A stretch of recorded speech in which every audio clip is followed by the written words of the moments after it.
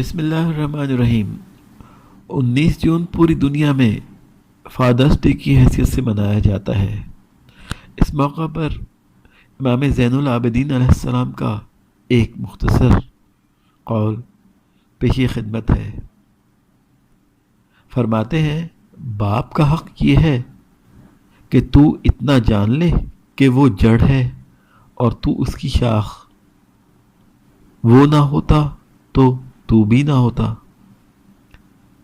بس جب تجھے نعمت ملے خوشحال رہو، تیرا باپ تیری جڑ بھی ایک نعمت ہے۔ خدا کی حمد بجا اور نعمت کے برابر اس کا شکر ادا کرو۔ اللہم صلی علی محمد و آل محمد وعجل فرجہم ولعن اعدائہم۔